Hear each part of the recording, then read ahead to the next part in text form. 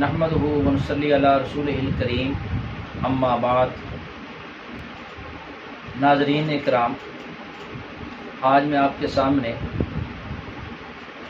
सजदा तिलावत का तरीक़ा अर्ज़ करने लगा हूँ। सजदा तिलावत कुरान पाक पढ़ने के दौरान 14 मकामात कुरान पाक में ऐसे आते हैं कि जिन मकामात पर आप ख़ुद अपनी ज़बान से वो आयत पढ़ लें या किसी और शख्स ने वो आयत पढ़ी और आपने अपने कान से वो सजदे की आयत सुन ली, तो इस सूरत में आपके ऊपर सजदा तिलावत वाजिब हो जाएगा। अगर आप नमाज के अंदर हैं तो नमाज के अंदर वाजिब हो जाएगा, अगर आप नमाज से बाहर हैं तो नमाज से बाहर आपके ऊपर सजदा तिलावत वाजिब हो जाएगा। ये कुरान पाक में कुल 14 मकामात हैं जहाँ वो सजदा तिलावत जो है वो वाजिब हो जाता है। और इसके अंदर जो शराइत हैं वो नमाज वाली हैं। जगह भी पाक होनी चाहिए, वुज़ू भी होना चाहिए, उस वक्त किबले की तरफ मुंह होना चाहिए और नियत इसकी करके जो नमाज की मतलब है जो वो सारी चीज़ें होनी चाहिए।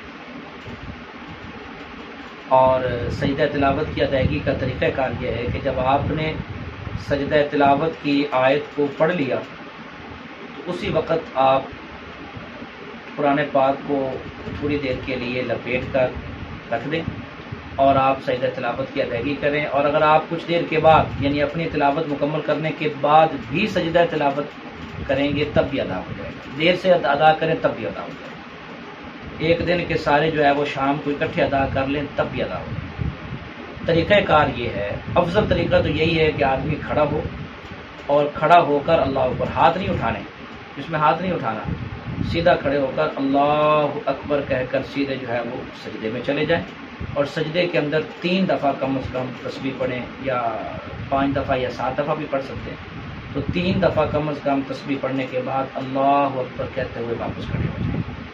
इसमें शुरू में आपने एक तो हाथ नहीं उठाना और दूसरा सजदा तिलावत से फारिग होने के बाद सलाम नहीं फेरना। जब आप वापस सीधे खड़े हो गए तो बस वो खुद ब खुद ख़त्म हो गया। लेकिन अगर आप बैठे बैठे भी चले जाएं, सीधे होकर अत्तहियात की शक्ल में बैठ जाएं और बिल्कुल सीधे होकर किबले की तरफ मुँह हो जाए तो आप वहीं से अल्लाह अकबर कहकर सजदे में चले जाएं। वहाँ 3 दफ़ा सुबहान रब्बियल आला पढ़ के वहाँ से आप जो है वो दोबारा तकबीर कहकर जब बिल्कुल सीधे होकर बैठ जाएंगे तो सजदा तिलावत आपका पूरा हो जाएगा।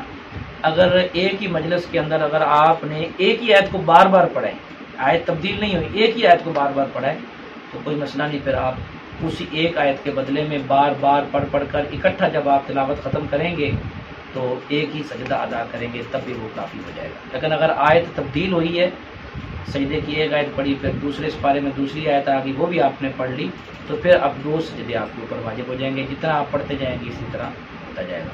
लेकिन अगर आपने नमाज के अंदर वो सजदे की आयत पढ़ी है या नमाज के अंदर इमाम के पीछे खड़े होकर वो सजदे की आयत सुनी है, तब आप सब के ऊपर सजदा तिलावत लाजिम है। वो आम तौर पर जो फ़र्ज़ नमाज होती है उसमें तो इमाम हजरात जो है वो तिलावत वहाँ से करते ही नहीं हैं, दूसरी जगह से कर लेते हैं।